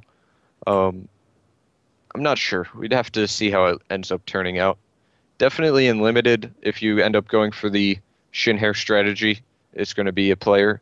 But in constructed, I'm still not too sure about it. No? Yeah. Anyone? No. I think, Everybody's it's, just I think quiet. it's good, but yeah. All right. Next card. Next up, Oakhenge Ceremony has been moved from common to uncommon. Just a small change. I guess that's fair. I never really noticed too many in limited. Of course, this showed up quite a bit just wheeling around the table, but not many people really ended up picking it that much anyways. Concubunny is really, really good in limited. Well, it's not that. I guess it's they really just good. ended up. It's really obnoxious to play against. But yeah, I believe this Oakhenge Ceremony change from common to uncommon is just to make up for putting Concubunny from uncommon to common, so they keep Oh. the same amount of commons and uncommons in wild as Right, they had to switch previously. something, I guess. Yeah. So They had to But change I mean, something. and it makes It's sense because still fit. Oakhenge probably wheeled a lot, right? Like, Yeah. I mean, So you, there's you just can gonna only be take less one or of that two, now. and Yeah. You never really wanted more than 2 Oakhenge at the most in your deck. I Yeah. would usually like run one even if I picked up max. multiples, just because Yeah, you I wanted mean, to keep unless that you high had, like, exposure threshold. something like 8 Briar Legion, and even then, like, Yeah. probably You had didn't multiple even need Briar it. Legions. Or there's a specific creature or something, or creatures that you want to grab early. You know, you want to get them out early. That can help. But yeah. Yeah, if your main win condition is like a World War. A Water Boar is Right. so decent. I really like the Yeah, card. it's so fine. It's absolutely decent. Yeah, but it's actually really good against control. I really like it against control. Yeah. You go late, well, I get 8/8 with haste. Deal with it. Next change on the list, moving on, is Chlorophilia. Pretty huge change. It's basically just a completely different card. Now costs 2 and reads play random wild shard from your deck. This is a change from 3 cost, and you got 2 threshold. You couldn't use them immediately, but you did get the 2 permanent, and you got double resource, of course. Now you're able to use that wild permanently, but of course it's a cost less, and you only get 1 as opposed to 2. So for those familiar with rampant growth, it's kind of like that, but just for wild. Except you also get to use it immediately, so I guess it's not like that. But at the same time, it's still a 2-cost ramp spell, is what I'm getting at. We don't know Certainly the still thresholds. fantastic card. Is Also, you're going to get it. Well, it should. Yeah, we don't know the threshold. If we just go by them not saying anything, it should stay at the double wild threshold. But it's possible they changed it down to 1 wild threshold, and in that case, it's going to be used in a lot more decks. If it sticks to the double wild threshold, you're still only going to see it in the wild base decks. But also something to note as another upside from the 3-cost Chlorophilia, this is going to give your champion a charge power as well, since it puts a shard in directly from your deck. Also, the fact that it thins your deck out a little bit. It's going to be 1 less wild shard in your deck for you to draw. So, not like a huge percentage chance out of your deck, but obviously going to be a little nice if you don't want to draw those shards after you get ramping. The first change is that it makes the no draws from WoW much more hard to get. instead of being a 3 combo card, is now a 4 combo card. Because if you want to play a 6 drops on turn 3, you have to go Holding Brave, Chlorophilia, then Chlorophilia, something Well, like that. And then Yeah, the 6 drop. it makes the nut draws for the straight ramp decks harder, but it Yeah. makes the nut draws for the mid-range decks better. Oh yeah, for the mid my range deck opinion. is much better. Because you get to drop out your 4 and 5 cost troops still sooner, but yeah, and it's going to cost you less. And of course, since pretty much all the main beaters are 3 cost, you didn't really like having Chlorophilia in those mid-range decks anyway, because it just kind of got in the way, interfered. But now Yeah, having double threshold Chlorophilia was at a also 2 cost, quite Yeah. trashing in that deck. if we're able to see this at the single threshold, I think it's going to be huge, especially in stuff like the Ruby Wild mid-range Yeah. decks. The monster deck And will of love course Chlorophilia. other color combinations as well. But yeah, The I'm thing is- actually kind of happy with this change. The thing is that it also Overall. makes Fix so much hard to play now. Well, much harder to play with the 6 thresholds. So I feel that with all these nerfs to WoW, I will have been fine with Fish going back to a 7/7, because you are not going to be able to play it on turn 3 or even turn 4 that consistently, unless you go mono wild and Well- that deck. I don't know. Yeah, well, kind of, but I don't know. Fist is like one of those cards where I don't want it to be too good, Otherwise, it starts getting insane. I don't know if making it back to a 7/7 like it was before would be too good right now, but I I'd don't rather feel it so be a with the 6/6 with the just to changes be they safe. did to WoW in this patch, nerfing the Squirrel, nerfing Jadim, nerfing Eye. So just they go with the normal RAM deck on WoW is much worse now. So. Yeah. I would Sure. love to have it against a 7/7, but it may be too good. Anybody else on Chlorophilia? I like wouldn't it. call it. I wouldn't call it a nerf. It's different. It's just a different card. Yeah. Entirely. Yeah, I guess it's a nerf specifically to Eye of Creation side decks, grade. but Yeah. I do like the card more now as far as like other wild X decks that you can include it in just to do things like turn 4 Extinction if you want to do a little rock deck or something, or Yeah. and then just the whole thing about like deck thinning. It's nice to have an actual like deck thinning mana accelerator in the set. Just Yeah. kind of a cool thing I appreciate.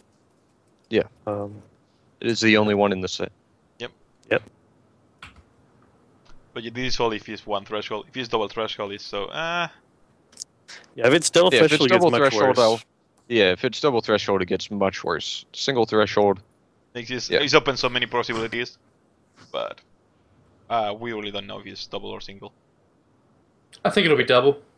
It So I may think be they I'm double. wanted thinking it'll be to- single, just because I feel like that'd be too steep Well, of a price screw for you. a 2-drop accelerator. That's just my Well, opinion. yeah, I Yeah. mean that I'm thinking it's. You're wrong. is You should logical. feel bad. But yeah, I kind of think they may stick it to double just because they may want it to be more. Chad is telling us it is shingle threshold. Okay, So. shingle, Shingle. shingle fresh. True. Sean Alright, Connor. cool. Yeah, That's I it. was. Yeah, I was. but overall- Yeah. Chat's not telling us. Tad is telling us, and that guy's full of crap. But overall, yeah, this just a completely different card. Old Chlorophilia was basically only for ramp decks. This Chlorophilia is going to have a lot more applications, especially with the single threshold. So yeah, next change on the list. Blood Cauldron Ritualist, which is the 3-cost 1/1 Shin Hair for blood. Now reads sacrifice another troop. This troop becomes a 5/5 this turn. And before it was sacrifice another troop, this troop becomes a 4/4 until end of turn. So a slight buff to this guy.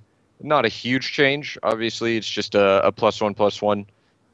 But it makes a It's Single difference. threshold. I just opened the client. It's single threshold.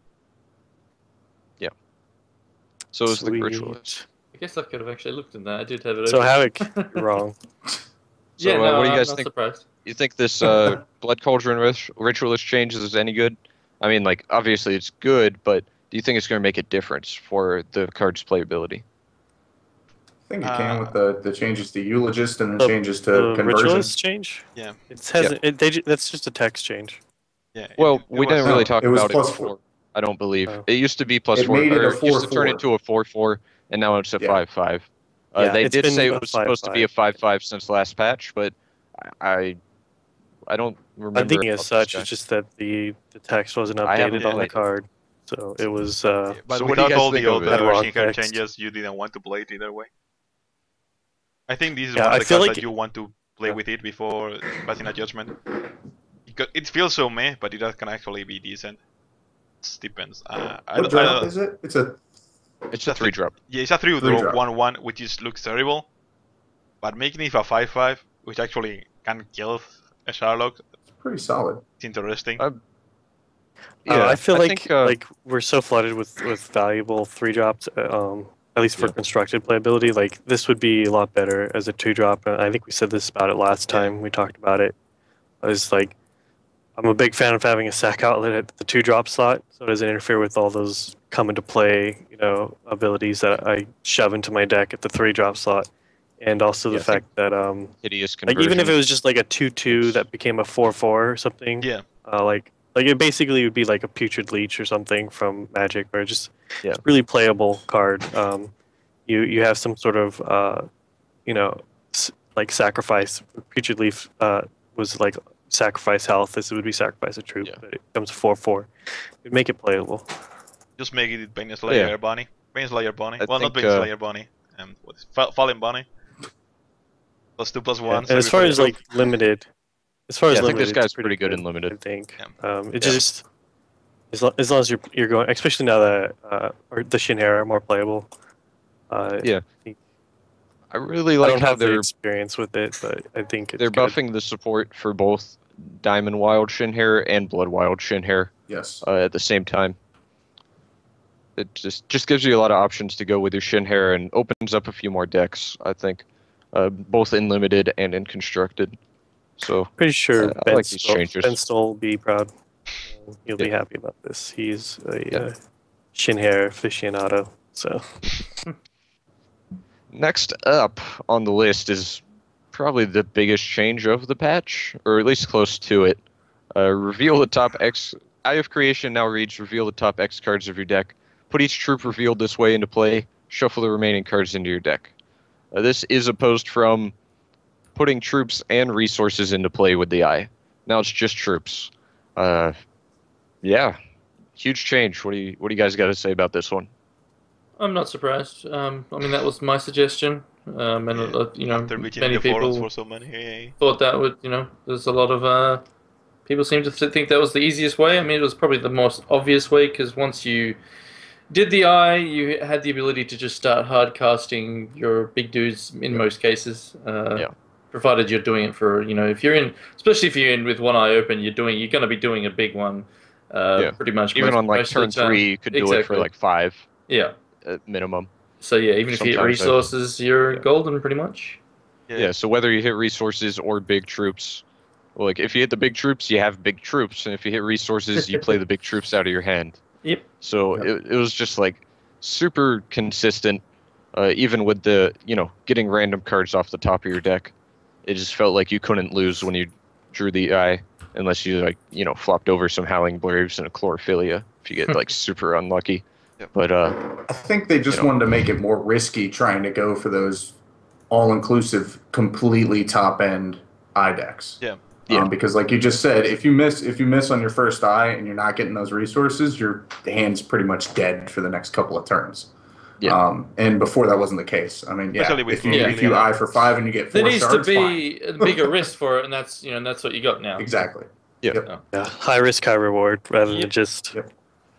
high reward, high reward. Well, So high there- reward. high reward, that'll- higher that'll reward. do. Yeah. like the deck, I like the deck is still just as powerful as it was, but it's a lot more inconsistent. No. No, Or- I think that now you have to play a different kind of eye deck and just don't put all the 12 Yeah. drops and all I the mean, 9 if- drops and all. If you wanted to play the same deck basically that you're playing, it's just as powerful but more inconsistent. Yeah, you And probably now don't if want you to want it play to that be in as competitive play again. consistent, yeah, you're probably going to have to drop out a lot of the high-end troops and then run more stuff like your 5 and 6 drops. Yeah. Which A is lot fine. more deck. mid-rangey troops, Just so you have can- something you can play. Yeah, so you can actually cast them if you end up missing with your eye. Yep. So, What I think is interesting is before people were saying a good counter would be yesterday, but it turned out that wasn't the case because the way I was working before, like even if they play yesterday, you have all the resources now to Yeah. recast everything because oh, yesterday I has was a such an chance. alpha. So now I think yesterday's sort of like back on the table now. Is like a possible Yeah. counter. Or just regular old bounce spells like Buccaneer Yeah. and Timer. Yeah, and Buccaneer and better things like too. that too. The things that people are already running last tournament, kicking ass with, will work Mm-hmm. They were already good, and now they're even better. even Yeah. better. It also makes that extinction after an eye of night activation is much better because the stuff that doesn't die to Oh, yeah. extinction, for example, what with Colossus, is not that as easy as to play again, being night costed Yeah. and stuff like that. So you have Can't a more extinction and then have your opponent play both both Colossuses and in the same turn anymore. Yeah, I mean, yeah, extinction also kills uh, your mana dork, so that's not It's happening. definitely this change is going to mix up the meta quite a bit. If the other changes hadn't already done that with the Chlorophylla and all of the other buffs to other colors as well, this is definitely going to mix some stuff up. It's going to make it so I is not clearly in the top 3 decks anymore, I don't believe, unless somebody comes up with a new innovative version, or maybe not even that innovative, but just gets it to work and be consistent. I don't believe I is going to be, half the top 8 again this weekend. You have to put now a lot of work to make it to tuning in the deck to be actually consistent and decent. As before, it was just shuffle the 12 or shuffle the 8 or the 9, and just pray for the best. It will need some. I think some I's amount of still going to testing. be good. Yeah, I think it's really good. Like, it's still going to be a good deck. It just not going to be clearly the greatest. So Especially Well, because it's not gonna make it so you have to beat I with your deck, which was Yeah. the problem before. Well, the one thing it does change is that, like, one of the things I tried to do is use, burns to stop their early, their Braves and their Pucks and stuff. Is that it's actually now a lot more viable. Yeah, That'll something to actually do. help a lot more. Yes. Whereas before you could do that, but then if they eventually, even if you slow them down a bit, they're gonna get off, an eye at some Yeah. point, or if they hit a Chlorophylla. and then those burns you had were useless. Whereas this now probably slows them down enough that you actually do have the speed, Yeah. to follow up and kill them before they do really anything. I think So, Ruby-based decks are going to be really Why not? strong this patch. yeah. Next change up on the list, though, unless anybody had anything else to put in about Aya Creation. I think we covered it all, though. yeah, there's a Next change. 17 post thread in the forums if someone wants to, basically. Next change is Jadim. Now reads Flight. When you play a non-resource card, Jadim gets +X on his attack defense this turn, where X is that card's cost. The keyword being this turn. Used to be a permanent buff on Jadim. Now it only lasts until the end of the turn. I personally don't think this nerf was needed, but Yeah. The thing about it is it's okay. yeah, no, the problem Jadim with certainly was super powerful. I think that the issue with Jadim, they said it was because of the Mastery of Time combo, but I think is that if you compare Hex like to Magic, you see that most of the troops are below curve on what is currently Magic, and Jadim was just so high above the curve of anything else that it was way for too its good compared cost- to the rest. Yeah, it was Yeah, just for too its good to cost compare to for the rest. 5, like if they had pushed it to 6, they probably could have left it how it was, and that probably would have been fine. Or 7. Because yeah, like it could even now, be 7. when you, I mean, yeah, even that. Because like if you compare it now to Uranaz, like I would prefer an Uranaz pretty much in most cases, Yes. even though it is too high a cost. You're just getting a lot more out of it in most cases. Yeah. Because that way you're getting an extra troop, you're gonna steal from your opponent's grave. Whereas Jadim will just easily die, to just a single removal, Yeah, I like think murder or this is something. pretty large nerf because basically for Jadim to be the threat that you want him to be, you're gonna have to drop another big card every time you want to attack with him. Yeah. And also he's gonna be really bad on defense as well if you ever end up in that position, which you're going to end up in more often since he's not going to be attacking for 20 so you might have to sit back sometimes. So I think it's definitely going to affect Jadim's playability by quite a bit. But I mean, still to be fair, he's a 5/5 flyer for 5 with a large upside. But he's just not going to be the same powerhouse that he was before. The triple threshold now is the thing that hurts her most. If it was a double threshold, it would have been much better now, because that was one of the constraining stuff of her. Being the triple threshold, make it a little bit prohibitive in other decks. So yeah, I would love to her to become two thresholds, so it'll be easier to play now that it's not as powerful as it'd be nice. as game ending it was before. Like you enter Jadim, you just die. I love this change because I fucking hate that card. Like, I don't know why, but I'm looking. I'm like, that's really good. I hate it. Like, I just hate it. Like, it's probably because I'm just like very anti-Timmy as far as cards go. Anything that's like just a huge, big, fat, you know, I hit you really hard card. I'm not a big fan of. So yeah, I really did not like Jadim and didn't want to play it in any of my decks. And a big I knew fatty it was that hits you good. hard and hits you even harder if you play more fatties. Like, Yeah, it was something I really didn't like. Turned me off real quick. So yeah, I'm not happy got about this real change. flaccid real quick. Yeah, because like the card, I just hate it so much. Just like take that, get nerfed. Yeah. Stupid card. So we now And the are on the final crusade gameplay with the Relentless change. Corruption. You and me, Mantic. Oh yeah. Yeah, Relentless Corruption. It should target. That's First off. it should target. Yeah, I feel like that card should target. If It's there's meant any- to. It says target on. No, it doesn't. It say does. target. It does. I noticed Yeah, that. It actually says target champion, Yeah, but it's it does not been- actually target anything. It just resolves. I mean, I'm sure they'll fix it, but yeah, they need to obviously fix it because eventually we will get, we'll win raids, for example, or Stone 2v2 skin, and all that. Stone skin. You want to be able to, and Stone stone skin. skin, yes, but also, Stone Skin is important. I think right now it's either Counterspell Yeah. or Eye of Oblivion or Curse of Oblivion. I mean, and then Or you press escape, ha- and yes, having the Stone because you Skin hate would playing be against nice. that card. Alt F4. Yeah, no, I think Let's do- going completely off topic, also one of the most annoying things is that you don't know what the hell he took from your deck, so now you have to play around 60 cards from your deck. 'Cause I, for example, know that card lost one of the matches I lost. because of the one repel I lost one of my matches in there. I had one repel in my deck, and my opponent picked it up with his Relentless Corruption, and that was a game. Like, he needed to pick up my repel or one of my 2 ponies left in my deck in order to block my Pegasus. That was going to be lethal, and he ended up getting it with a Relentless Corruption. Wrecked. What I hate about it is like people can build terrible decks that include 4 Relentless Corruption and have no win conditions whatsoever, and then they just end up eventually. Well, does that just make it a playing your terrible deck then, or are they just Yes, amazing? it's a terrible deck when it plays against good decks. It's like the only way to counter that is to run that one of Kraken. play your own terrible deck? That's how you Exactly. If you play a bad deck, you can counter them.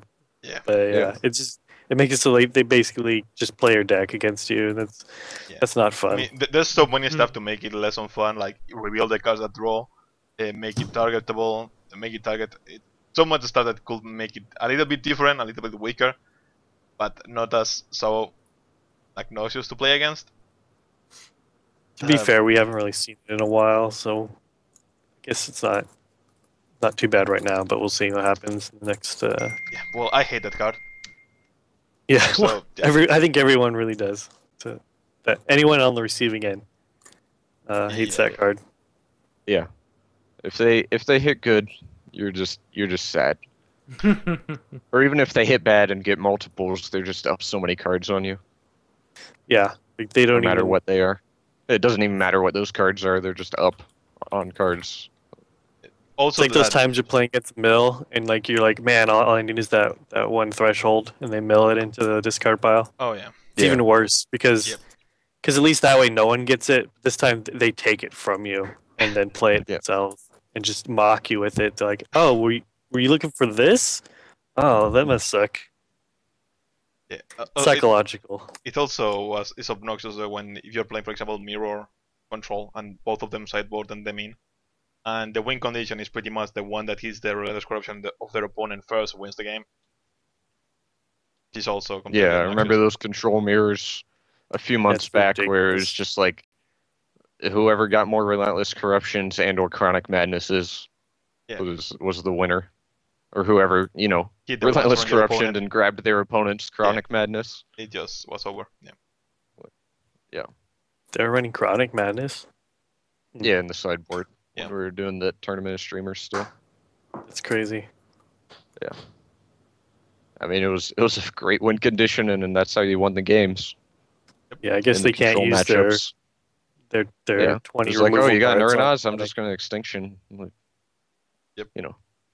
But anyway, back to the topic of the patch.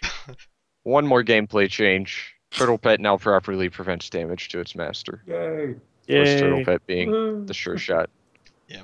Yay! Biggest change of the patch. Oh my god. The turtle was in the Turtle rebellion Pet stage. got a buff. By buff, I mean it just works now instead of doesn't. As And in, then Good. to finish off the patch as well, known issues just for everybody to look for and possibly play around in the game. Champion names on the new coin flip screen have some UI problems. No big deal. Champion portraits no longer show on victory defeat. Once again, just a little UI problem there. Fiendish Kabbalist currently does not work. So that is the 3-drop Ruby guy that its power and toughness, it's 01 and then gets +X, where X is the number of cards in your opponent's hand. Is the new Dharma So don't play that guy because he doesn't work. It's just going to be an 01 all the time apparently. So yeah, Reginald Lancashire destroys his destroy power currently does not work. So even if you hit and he goes into your opponent's deck and you each draw 3 cards, he's not going to kill your opponent. So that was like the biggest upside of playing him as well. So you probably just don't want to bother with Lancashire right now. Wait until they get that bug fixed. I know a lot of people here are sad about that. Yep. A couple people are Yeah, excited. I'm thinking we play should. with him. People should start testing that out, find out whether or not he triggers and just Yeah. doesn't actually cause a I'll be loss, testing or if he doesn't trigger at all, that could be a problem. Or If he there's doesn't trigger at way all- If he to- actually triggers and shows up on the stack, Yeah, if Yeah. that happens, Then then you you can, can just honor it. you know, And maybe be a good- we be a can good use another sport. system there. Print Well, screen. but I mean, if that's he pretty just goes obvious. straight to the hand, Yeah. if he Yeah. just goes straight to the hand and doesn't Yeah. show up on the stack or anything like that, then obviously we can't be running that in the tournament this weekend or anything. Yeah. Just with so many people and you It's like, can't no, monitor I it. didn't draw it. Yeah. No, I, But you Then have they I don't Position have you. 4 in my hand right now with 1 card left in the deck. yeah. And then a couple other UI problems. Buttons in the mail UI are missing labels. Chest and pack opening currently don't do anything. So yeah, So Quite a just heap- one thing. quite a heaping helping of card changes. What didn't make into the patch, or at least that we don't know, was listed here, was some bug fixes which are quite obnoxious. The first one being Gorefist. There's no mention of it being fixed in this patch. So We'll see if they just ninja fixed it and didn't I mention it. will. Yeah, I love it if it was ninja fixed. Definitely Yeah, test it We'll out. see. Yeah, and the other one is If Solitary Orpheus is XL. not fixed, Is still no mention of it being fixed. That locks your stuff when the trigger is on the stack. So those back features I wanted so badly. They are not the least on the patch notes. I So never saw that bug. well, when you play a Solitary XL and the trigger is on the stack, you cannot play anything. Ah, okay. Which is Yeah, that's not basically good. you cannot play Time Ripple in response to get double. And Dormy really wants to manipulate the stack and do the trick with. I Ripple. want Sapphire Diamond to be a thing, and without that, it's so much weaker. So yeah.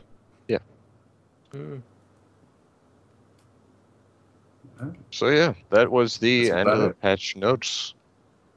You feel pretty good about this patch. I like a lot of the changes they made, especially for limited. And my favorite change in the patch, though, for constructed is that Falconeer change. Definitely going to be having a lot of fun with that, I think. And yeah, you guys have anything else to say about the patch? We also got 10,000 platinum. Oh, jeez. Where So, where can I Have cash some out? fun testing. So one thing we can do again, like there was a thread last time where people were posting their results from their pack opening. You know, how many legendaries they got or primal packs. So I assume there'll probably be a new thread made. If not, I'll make one myself. But yeah, we can find it because they did say it was a bug. The previous results, we were not getting what we should have. They probably missed a decimal or something, and so that was all the wrong results. At least for legendaries, the primals may have been correct, but yeah. So we will be able to find out basically if they have fixed it. I'm not too sure. Remember If it to is don't fixed do yet. not use OpenAll, just in case, as I did. Yeah, just do single packs. Yep. Yeah, Enjoy the animation, yeah, and by animation I mean boobs. yeah. What? Wait, I heard something. What? Woke up. It's like, oh wow, our viewers just went to 200. I'm excited to see what everybody does with this patch for the tournament coming up this week. I think it's going to open the playing field a lot more. I Yeah. don't think we're going to see, we might see maybe 2 or 3 of the same decks in the top 8, but I don't think we're going to see a split like Yeah, we did there last time. should be some Yeah, more fire. I don't think variety. we're actually going to see like any of basically the same lists. Like we saw of 3 of those mono Yeah. wild eye decks, all basically the same list. Of course, we're going to see a couple. I wouldn't be surprised to see like some Blood Sapphire, or Blood Diamond control decks pop up, but I'd still expect to see pretty different actual lists inside of those control decks. Varying by quite a I few will cards. make Absolutely. a bet here. I think we are going to see at least one Mirror Knight deck in the top 8. Oh, easy. I Yeah, think Mirror Knight's easy. fantastic. Easy. He's all right. I'd be willing He's to okay. bet that we Oh, may see I a know. Shin Hair deck in the top 8. Ooh. No way. Ooh. Mm. With That'd Ivory be gone? awesome. I would love to see a Shin Hair deck Wild in the top Diamond, if I had to say. Wild Diamond with Oath. Yeah, well, Yeah, I mean, no. it's Impressive. you'll have access to Exile, which in my opinion is one of the best single target removals in the Well, game. if you want to go for the double threshold on the Diamond. Which is You may kind not of want meh. to. Yeah, Which isn't I that mean, hard. it's not that Isn't that hard, hard. really. For Yeah, it's what not you're that getting, hard. like I said, it's in my opinion one of the best single Yeah. target removals. Because I mean, when you think about it, at the end of the day, who really runs that much constant removal? Yeah, I mean, Which- obviously Solitaire's Exile is fantastic Yeah. if you can cast it. I told Zubrin that I'd be running Winds of Change in my next deck list. Just 4 copies made. I'm probably gonna lose to everything else, but I'm just gonna hope to get matched up against him early, just to take him out and take a game off of him. The feel double, like the double revenge. threshold of Winds of Constance run Change this is week. quite good for splashing purposes. So Mythic just mentioned that Reginald's destroyability worked on himself. So I guess it I don't just know kills what that itself. means. He Just just when he goes on the stack, it He- just goes to the graveyard. he reveals himself and then slits his throat. See you later. Surprise! Falls on some sword. Yeah. That is a massive guilt trip to whoever he surprises. Surprise! Look what you made me do. And just slaughters him. Yeah. This is your fault. Yeah. they I can think see we are it because going they feel so downhill bad. again. Like they can't take the guilt. And see, yeah. So yeah, I think that's it. Yep. Any shout outs or anything like that? Thanks to CZE, I suppose. And thanks to everybody who came by and watched the patch. Yep. Or Yeah, anybody thanks watching for- it for on hanging out YouTube with or us. anything like that, of course. But yeah. Yeah. Hope you guys all have fun with the patch. I know I will be. Gonna be testing a bunch. Getting ready for that tournament this weekend. And see you all around, I suppose. Bye bye. Yep. Thanks, see yous. Take care, guys.